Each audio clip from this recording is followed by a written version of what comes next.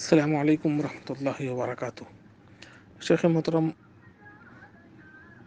عمرہ کے بعد ہماری کیا ذمہ داری ہوتی ہے؟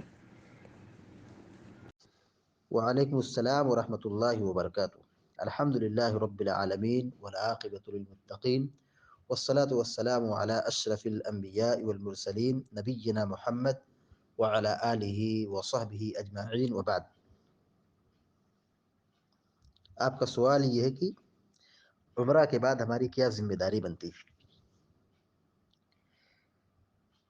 دیکھیے، ایک مومن کو یا ایک مسلمان کو ہمیشہ ہر حالت میں ہر جگہ اللہ تبارک و تعالیٰ کا تقوی اختیار کرنا چاہیے، اللہ سے ڈرنا چاہیے، گناہوں سے دور رہنا چاہیے، شیطانی کاموں سے بچنا چاہیے، اور زیادہ سے زیادہ اپنے وقت کو، اپنی زندگی کو اللہ رب العالمین کی عبادت میں لگانا چاہیے۔ کل قیامت دن ہماری زندگی اور جوانی کے بارے میں پوچھا جائے گا۔ اللہ کے نبی صلی اللہ علیہ وسلم نے فرمایا ہے کہ بنی آدم سے جب تک 5 سوالات اللہ رب العالمین کے دربار میں نہ پوچھ لیے جائیں، ان کے پاؤں ہل نہیں سکتے ہیں، یعنی ان کو سوال کا جواب دینا ہے۔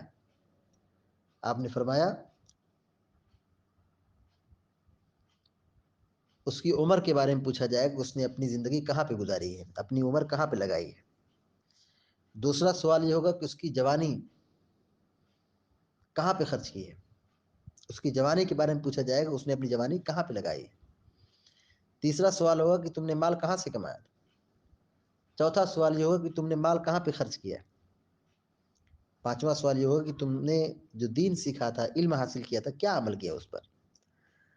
تو اس احساس کے ساتھ آدمی کو دنیا میں زندگی گزارنا چاہیے کہ یہ نعمت جو ہم کو ملی ہے، وقت کی، زندگی کی، عمر کی، جوانی کی، مال کی، ان سب نعمتوں کی قدر کرنا چاہیے اور اس کا صحیح استعمال کرنا چاہیے۔ آدمی عمرہ کر کے آیا ہے تو اس کی ذمہ داری بڑھ جاتی ہے، اس کی ذمہ داری اور بڑھ جاتی ہے کہ وہ اللہ رب العالمین کا تقوی اختیار کرے، کیونکہ اس نے اللہ کے گھر کی زیارت کی ہے، خانہ کعبہ کا طواف کیا ہے، رو رو کے دعائیں کی ہیں، اللہ رب العالمین سے معافی مانگی ہے، اللہ کے گھر کا دیدار کیا ہے۔ تو اب وہ جب عمرہ سے فارغ ہو جائے، اپنے وطن آئے، تو جیسے اس کے گناہ معاف ہو جاتے ہیں، اس کی ایک نئی زندگی مل جاتی ہے۔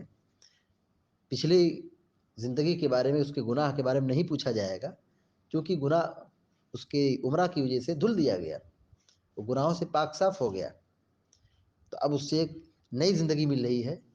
تو ایک ذمہ داری یہ ہے کہ وہ اپنی زندگی کو پاکیزہ بنائے، ایمان کی حالت میں گزارے، توحید و سنت کی خدمت کرے، شرک اور بدعات سے دور رہے، نمازوں کی خاص پابندی کرے، مار پیٹ، جھگڑا لڑائی اور بد اخلاقی سے اور سود خوری سے اور گناہ سے، شیطانی کاموں سے پرہیز کرے۔